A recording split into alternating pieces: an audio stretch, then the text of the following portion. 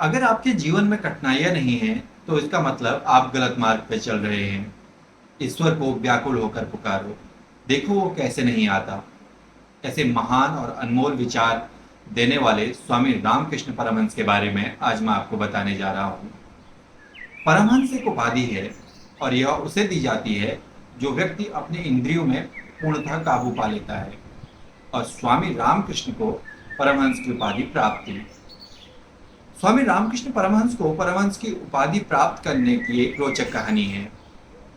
बात तब की है जब स्वामी रामकृष्ण परमहंस अपनी साधना में लीन रहते। स्वामी रामकृष्ण परमहंस हमेशा परमानंद में रहते और जब भी माँ काली उनके अंदर वास करती वो आनंद में होते, नाचते गाते। और जैसे ही माँ काली का वेग थोड़ा सा मंद होता तो स्वामी रामकृष्ण परमहंस दुखी हो जाते और रोने लगते। स्वामी रामकृष्ण परमहंस जानते थे कि यह घटना उन्हें परमानंद से पार जाने पे रोक रही है। वो परमानंद से भी पार जाना चाहते थे, परंतु उन्हें यह समझ नहीं आता कि यह कैसे होगा। एक दिन स्वामी रामकृष्ण परमहंस एक नदी किनारे बैठे थे और वहीं से एक महायोगी स्वामी तोतापुरी गुजरे। स्वामी तोतापुरी ने स्वामी रामकृष्ण परमहंस को देखा और उन्हें स्वामी रामकृष्ण परमहंस में अपार संभावनाएं दिखाई दी। उन्हें लगा कि स्वामी रामकृष्ण परमहंस को परमानंद से भी परम की चेतना यानी कि पार की चेतना प्राप्त हो सकती है। दरअसल स्वामी रामकृष्ण परमहंस की चेतना इतनी मजबूत थी कि अगर वो किसी चीज को सोचते तो वो उसे जागृत कर लेते, यानी कि वो उन्हें आभास होने लगता कि वो उनके पास में थी और यह कोई मतिभ्रम नहीं था, यह सच में और वास्तविक होता था। उनकी चेतना इस स्तर की थी। तो यह देखकर तोतापुरी महाराज ने स्वामी रामकृष्ण परमहंस को समझाया कि आपकी साधना के बीच में इस तरीके से माँ काली जो आ रही है, इससे आपका परमानंद के पार की यात्रा में रोध हो रहा है या विरोध हो रहा है, आप परमानंद से पार नहीं जा पाएंगे। बार बार समझाया स्वामी रामकृष्ण परमहंस को, परंतु स्वामी रामकृष्ण परमहंस ने कहा कि मुझे केवल माँ काली से मतलब है। वो माँ काली को अपनी माता की तरह देखते और उनका कहना था कि मैं उन्हीं के परमानंद में रहना चाहता हूँ।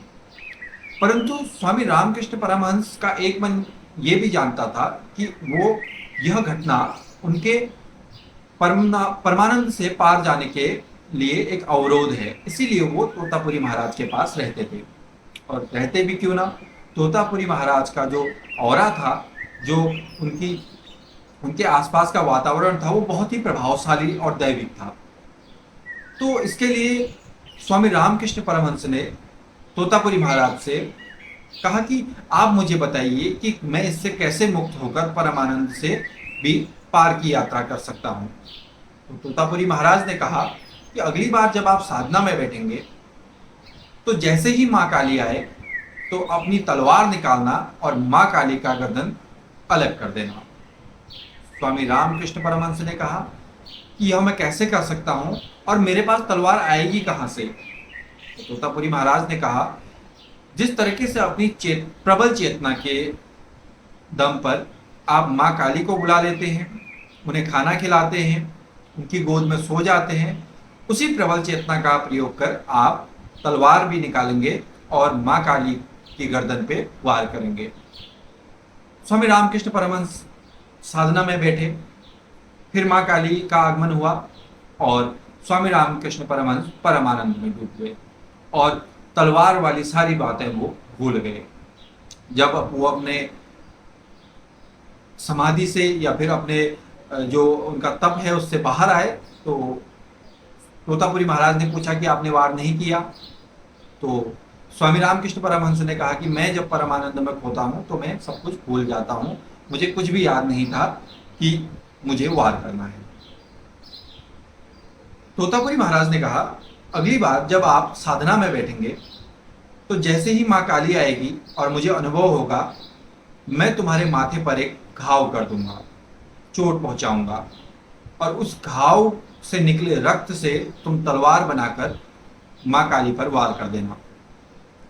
अगली बार स्वामी रामकृष्ण परमहंस अपनी साधना में बैठे और जैसे ही माता का आगमन हुआ तो एक कांच के टुकड़े से तोतापुरी महाराज ने स्वामी रामकृष्ण परमहंस के माथे पर एक गहरा घाव कर दिया और उस घाव से उनकी साधना भंग हुई और साधना के भंग होने के मध्य में ही स्वामी रामकृष्ण परमहंस ने अपनी कल्पना अपनी चेतना से तलवार बनाकर मां काली के गर्दन पर वार कर दिया और इस प्रकार वह सभी इंद्रियों से मुक्त हो गए और परमहंस की उपाधि को प्राप्त हुए।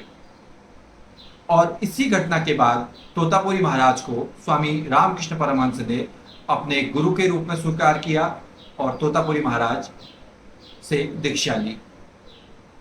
रामकृष्ण परमहंस ने एक नन्हे बालक नरेंद्र को स्वामी विवेकानंद बना दिया, जिन्होंने देश और देश से बाहर बहुत ख्याति प्राप्त की और पूरी रूप से तर्क में विश्वास करने वाले नरेंद्र को ईश्वर का आभास कराया और ज्ञान योग और भक्ति योग में आगे बढ़ाया। धन्यवाद।